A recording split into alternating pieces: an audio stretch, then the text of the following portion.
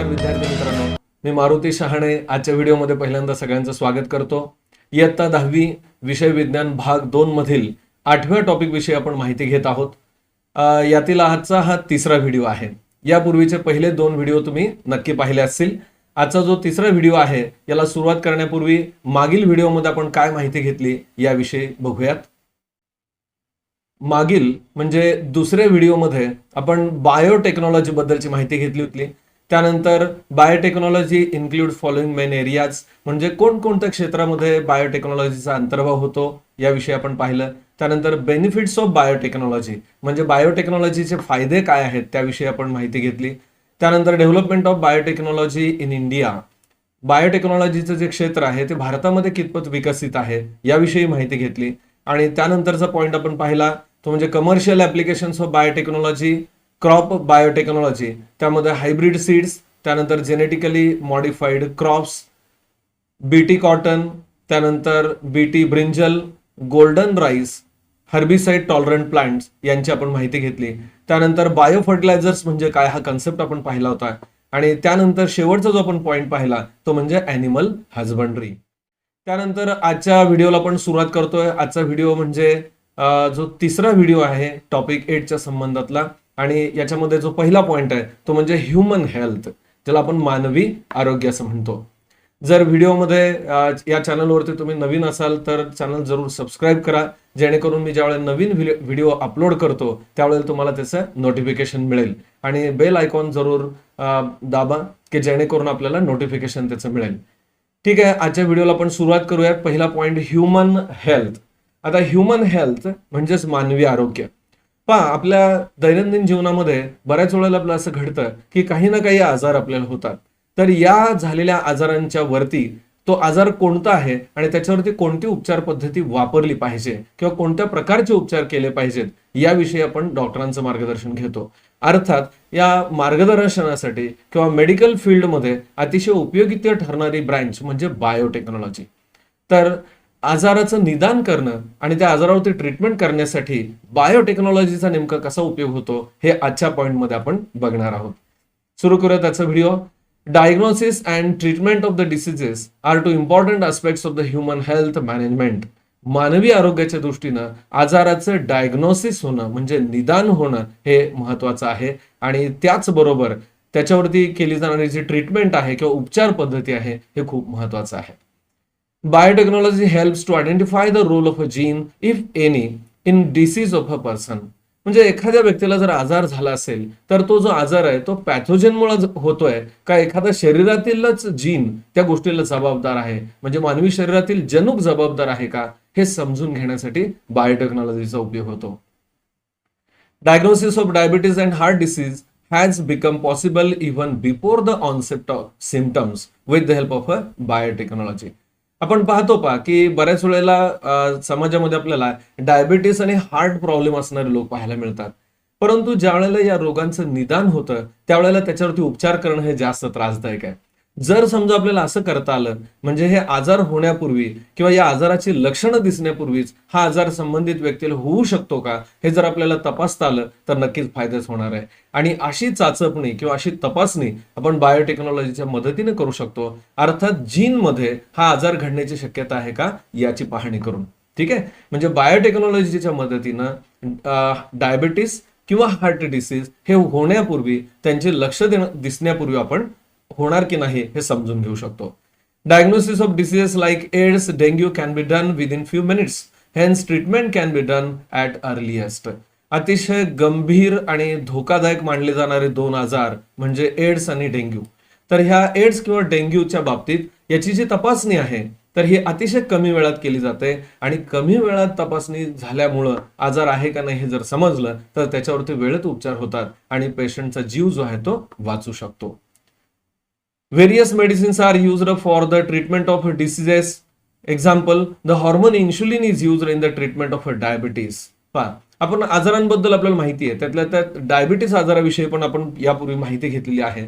तर ज्या व्यक्तींना डायबिटीस झालेला आहे किंवा मधुमेह झालेला आहे त्यांच्या शरीरामधील रक्तातील इन्शुलिनची पातळी कमी होते। अर्थात ह्या इन्शुलिनची जी लेवल कमी आहे त्यासाठी आर्टिफिशियल इंजेक्शनच्या रूपाने इन्शुलिन दिलं जातं, आणि हे इन्शुलिन ज्यावेळेला आर्टिफिशियली दिलं जाईल, रक्तातील साखरेची पातळी नियंत्रणात आणली जाते. परंतु पूर्वीच्या काळी हे इन्शुलिन ज्या वेळेला इंजेक्शनच्या रूपात मिळायचं, हे मिळवण्यासाठी घोड्याच्या शरीरातून रक्त काढून त्यातून हे इन्शुलिन मिळवलं जायचं, म्हणजे त्या प्राण्याच्या दृष्टीने ते अपायकारक होतं. पण आज बायोटेक्नॉलॉजीच्या मदतीनं आपण काही बॅक्टेरियल सेलमध्ये हे इन्शुलिन सिक्रेट करणारे जीन इनॉक्युलेट करतो आणि ह्या बॅक्टेरियल सेलला इन्शुलिन तयार करण्यासाठी उद्युक्त करतो. साहजिकच लॅबमध्ये किंवा पेट्री डिशमध्ये हे इन्शुलिन तयार करण्याची प्रक्रिया करता येऊ शकते, ही केली जाते आणि असं इन्शुलिन हे पेशंटसाठी उपलब्ध असतं. Earlier insulin was being collected from the pancreas of horses, म्हणजे घोड्यांच्या पॅनक्रियाज मधून हे इन्शुलिन जे आहे ते कलेक्ट केलं जायचं. However, nowadays, due to biotechnology, insulin can be prepared with the help of a bacteria. आजच्या घडीला सध्या परिस्थितीमध्ये जर पाहिलं तर बॅक्टेरियांच्या मदतीनं हे इन्शुलिन तयार केलं जातं आणि ते बाजारामध्ये इंजेक्शनच्या रूपानं उपलब्ध आहे. So for this purpose, human insulin gene has been inserted into the genome of a bacteria. आपण हे जे सांगतोय एक्झॅक्टली की बॅक्टेरियल सेल पासून इन्शुलिन तयार करतो, परंतु बॅक्टेरियल सेलमध्ये इन्शुलिन तयार करण्याची ॲबिलिटी आणली कशी जाते, तर बॅक्टेरियल सेलमध्ये स्वतःचं डीएनए आहे आणि या डीएनए मध्ये मानवी शरीरातील जो जीन इन्शुलिन तयार करण्यासाठी जबाबदार आहे तो जीन इनॉक्युलेट केला जातो, म्हणजेच ऍड केला जातो. साहजिकच या बॅक्टेरियल सेल इन्शुलिन तयार करू शकतात आणि असे इन्शुलिन जमा करून आपण वापरात आणू शकतो. For this purpose, human insulin gene has been inserted into the genome of a bacteria. मी आता सांगितलं, various vaccines and antibiotics are also produced in the same way.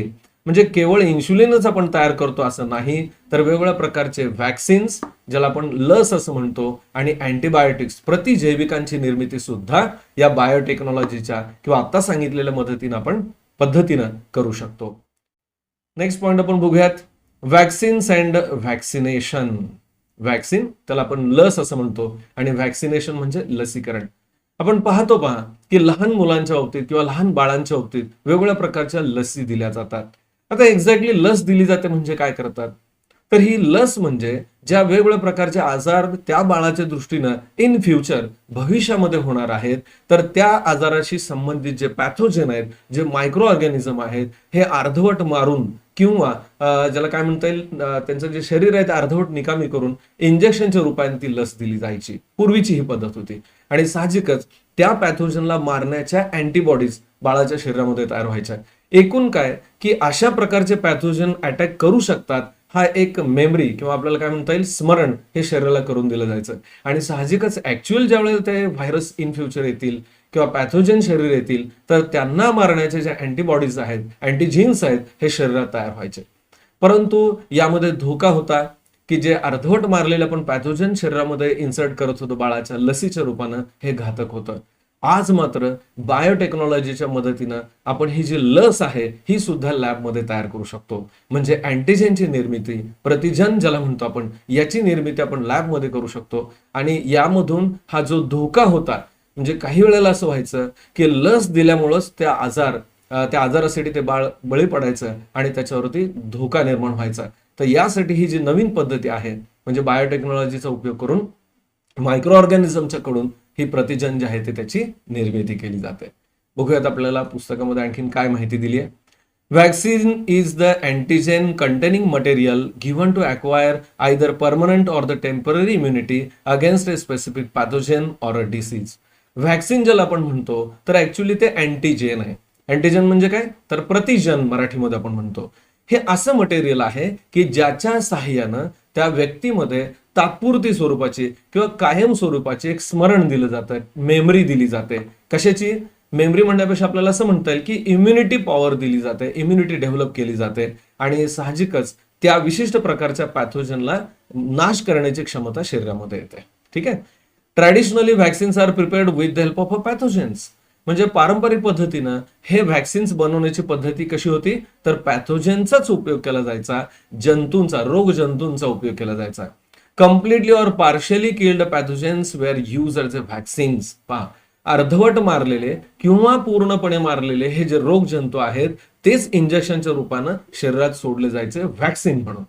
However, due to this, there were chances of contracting the diseases in case of some persons. यामध्ये काही वेळेला असा धोका व्हायचा की vaccine दिल्यामुळेच तो आजार त्या व्यक्तीला घडायचा आणि त्यामुळे धोका व्हायचा.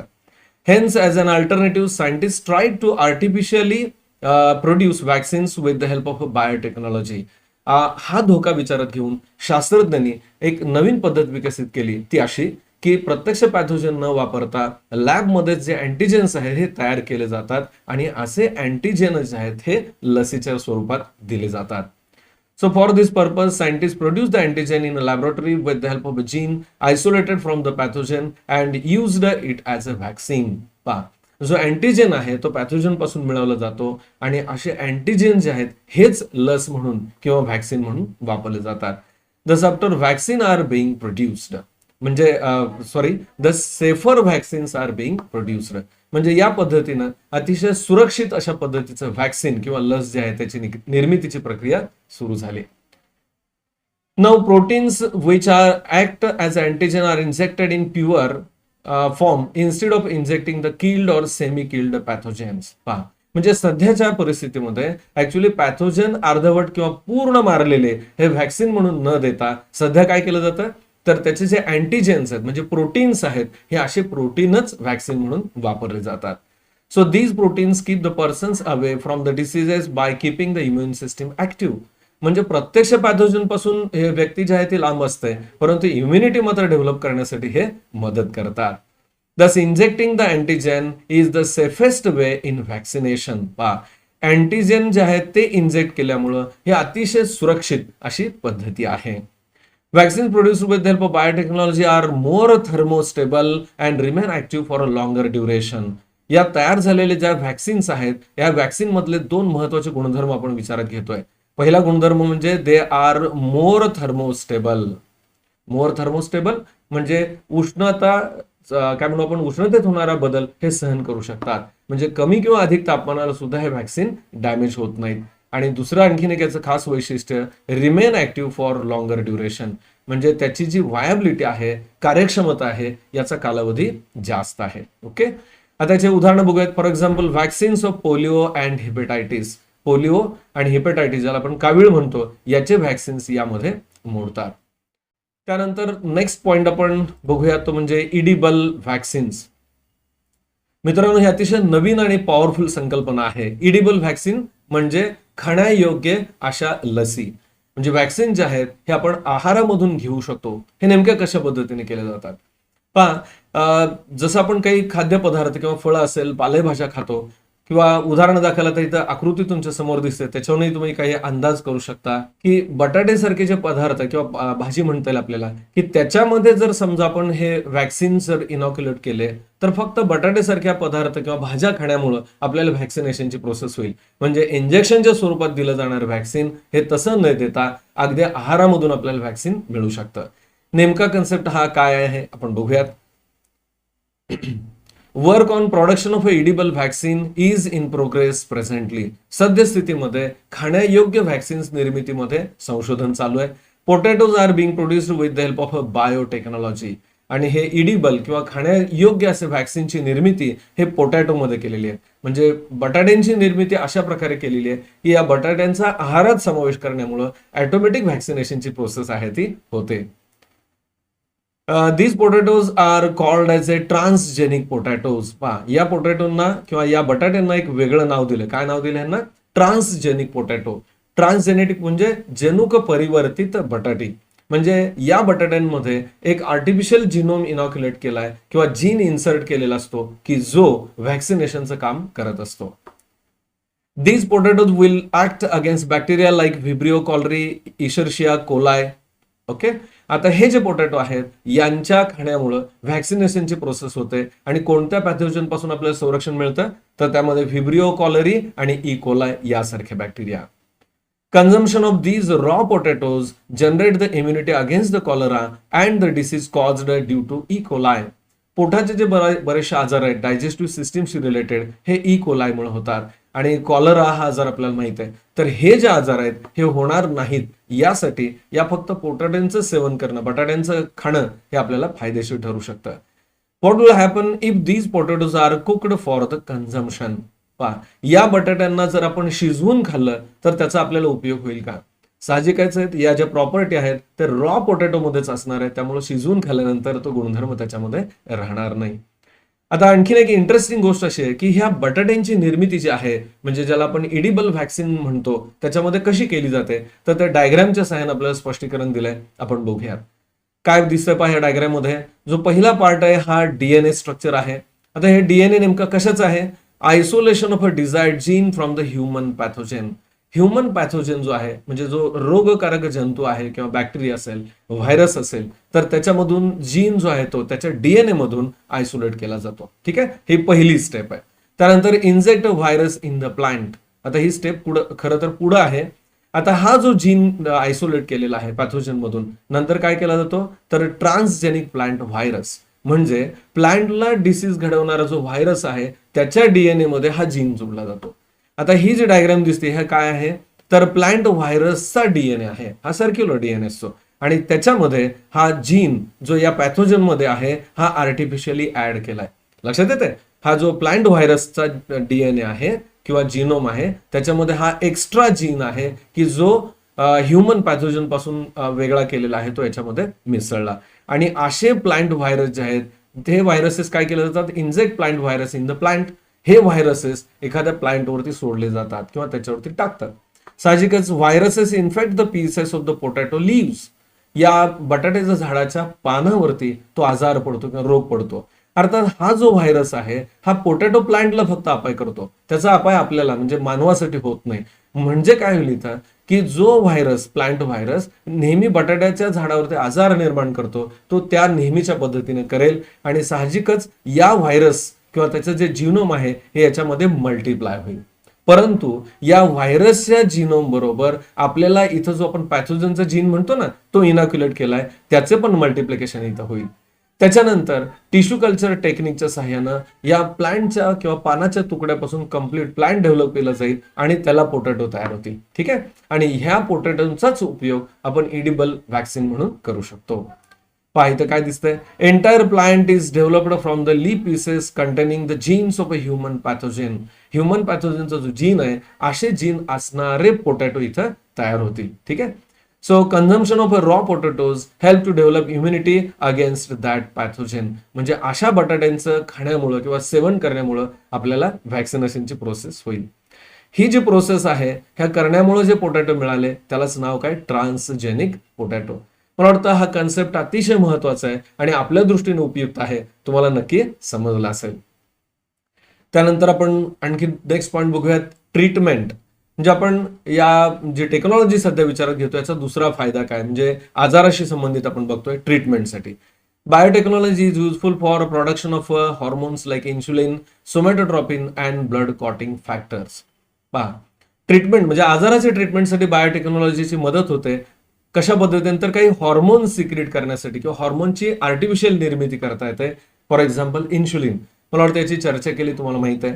त्याप्रमाणे सोमॅटोट्रॉफिन म्हणजे ग्रोथशी रिलेटेड हॉर्मोन आहे, हे पण आपल्याला तयार करता येऊ शकतं. अँड ब्लड क्लॉटिंग फॅक्टर्स, रक्त गोठण्याच्या क्रियेसाठी मदत करणारे घटक सुद्धा हे आपल्याला बायोटेक्नॉलॉजीनं मिळवता येतात. त्यानंतर नेक्स्ट कन्सेप्ट आहे इंटरफेरॉन. इंटरफेरॉन म्हणजे काय, तर हा एक प्रोटीनचा ग्रुप आहे, एक छोटासा ग्रुप आहे, आणि तो ग्रुप व्हायरल डिसीजेस वरती ट्रीटमेंटसाठी वापरला जातो. तर हे इंटरफेरॉन निर्मितीची प्रक्रिया सुद्धा बायोटेक्नॉलॉजीनं करता येऊ शकते. खरं तर हे निसर्गतः शरीरामध्ये घडत असतं, परंतु ही प्रक्रिया आपण बायोटेक्नॉलॉजीच्या मदतीने करतो. इंटरफेरॉन पहा, this is a group of small sized protein molecule used in treatment of viral diseases. जे व्हायरल डिसीजेस आहेत त्याच्या कंट्रोलसाठी ट्रीटमेंट म्हणून हे वापरले जातात. नेमकं इंटरफेरॉन म्हटल्यानंतर आपण काय लक्षात ठेवायचं, a small sized protein molecule. एक प्रोटीन मॉलिक्यूल आहे स्मॉल साइजचा आणि ग्रुप आहे तो. So these are produced in a blood. However, nowadays, with the help of a biotechnology, transgenic E. coli are used for production of a interferon.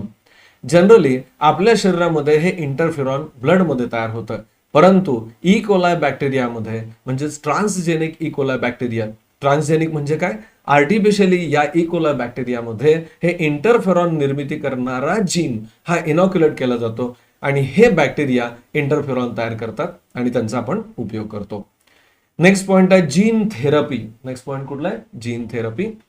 Gene therapy to treat the genetic disorder in somatic cell has become possible due to biotechnology. इथं आणखीन एक नवीन शब्द आला पहा, somatic cells. Somatic cells म्हणजे काय? तर ज्याला आपण मराठीमध्ये कायिक पेशी असं म्हणतो. कायिक पेशी म्हणजे काय? तर आपल्या पूर्ण शरीरभर असणाऱ्या ज्या सर्व पेशी आहेत त्याला आपण कायिक पेशी म्हणतो. याच्यामध्ये फक्त मेल आणि फिमेल गॅमेट्स हे वगळून इतर सर्व पेशींना आपण कायिक पेशी किंवा सोमॅटिक सेल्स असं म्हणतो. So gene therapy to treat the genetic disorder in somatic cell has become possible due to biotechnology. आपल्या शरीरातील ज्या सर्व प्रकारच्या सेल्स आहेत त्याच्या थेरपीसाठी किंवा ट्रीटमेंटसाठी बायोटेक्नॉलॉजीची मदत होते.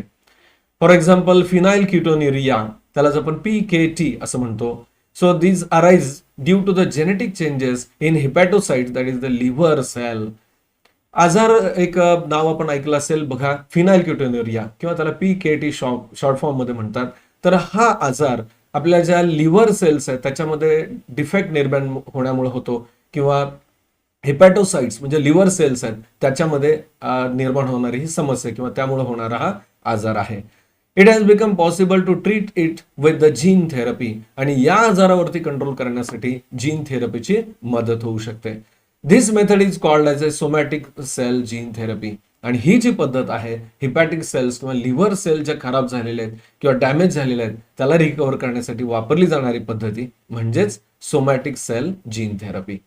All the cell except the sperms and ova in the body are called as a somatic cell. पहा, मी मगाशी सांगितलं होतं तुम्हाला की सोमॅटिक सेल किंवा ज्याला आपण कायिक पेशी असं म्हणतो ते कशाला म्हणायचं? तर शरीरातील सर्व ज्या सेल्स आहेत, बॉडी सेल्स आहेत त्यालाच आपण सोमॅटिक सेल म्हणतो. फक्त त्याच्यामध्ये स्पर्म आणि ओव्हा म्हणजेच आपण ज्याला मेल आणि फिमेल गॅमेट म्हणतो यांचा त्याच्यामध्ये समावेश होत नाही. आणि आणखीन एक माहिती आपल्याला इथं बाजूला दिलेली पहा. डू यू नो, आपल्याला माहित आहे का? Indian Institute of Science has developed a transgenic variety of a tobacco. Transgenic टोबॅकोची प्लांट आपल्या भारतीय संशोधनामधून तयार केलेली आहे. इंडियन इन्स्टिट्यूट ऑफ सायन्स यांनी ती बनवलेली आहे. कुठली? Transgenic variety of a tobacco. If cattle feed upon the leaves of this plant, they do not contract a viral disease that is rinderpest. जनावरांमध्ये रिंडरपेस्ट नावाचा त्वचा रोग आढळतो. परंतु जी जनावरं किंवा आपल्याला गाई म्हशी म्हणता येईल किंवा प्राणी म्हणता येईल हे टोबॅको स्पेसिस विशिष्ट प्रकारची तंबाखूची जी जात किंवा प्रजाती तयार केली आहे जी ट्रान्सजेनिक आहे ही जर त्यांनी चघळली किंवा खाल्ली तर त्यांना हा आजार होणार नाही. कुठला? रिंडरपेस्ट. मला वाटतं हे आपल्याला लक्षात आलं असेल. मित्रांनो, मला वाटतं आजच्या व्हिडिओमध्ये जे आपण पॉइंट चर्चा केली त्याविषयी परत एकदा बघूयात आणि या टॉपिकचा उर्वरित जो भाग आहे तो आपण पुढील व्हिडिओमध्ये पाहणार आहोत. आजच्या टॉपिकमध्ये आपण काय काय चर्चा केली बघा. आज आपण सुरुवातीला ह्युमन हेल्थ याच्याबद्दल माहिती घेत होतो. मानवी आरोग्य जे आहे हे व्यवस्थित राहण्यासाठी आजाराचं डायग्नोसिस, निदान होणं आणि त्याच्यावरती योग्य उपचार होणं गरजेचं आहे. आणि यासाठी बायोटेक्नॉलॉजीची मदत जी आहे ते आपल्याला कशा पद्धतीने होते हे आपण पाहतोय. त्यामध्ये व्हॅक्सिन्स आणि व्हॅक्सिनेशन हा कन्सेप्ट आपण समजून घेतला. त्यानंतर इडिबल व्हॅक्सिन्स म्हणजे काय, त्यांची निर्मिती कशी केली जाते याविषयी बघितलं. त्यानंतर ट्रीटमेंटमध्ये बायोटेक्नॉलॉजी मदत कशी होते, इंटरफेरॉन निर्मितीमध्ये, त्यानंतर जीन थेरपी म्हणजे काय याविषयी आपण माहिती घेतली. आणि इंडियन इन्स्टिट्यूट ऑफ सायन्स त्यांनी तयार केलेले ट्रान्सजेनिक टोबॅको प्लांट बद्दलची आपण माहिती घेतली. मला वाटतं आजचा व्हिडिओ आपल्याला नक्की आवडला असेल. व्हिडिओ आवडला असेल तर लाईक करा. चॅनलवर जर नवीन असाल तर जरूर सबस्क्राईब करा आणि बेल आयकॉन नक्की प्रेस करा. ज्या वेळेला मी नवीन व्हिडिओ अपलोड करतो त्यावेळेला तुम्हाला त्याचं नोटिफिकेशन मिळेल आणि माहिती होईल. यानंतर या टॉपिकचा जो उर्वरित भाग आहे तो आपण पुढील व्हिडिओमध्ये पाहणार आहोत. तो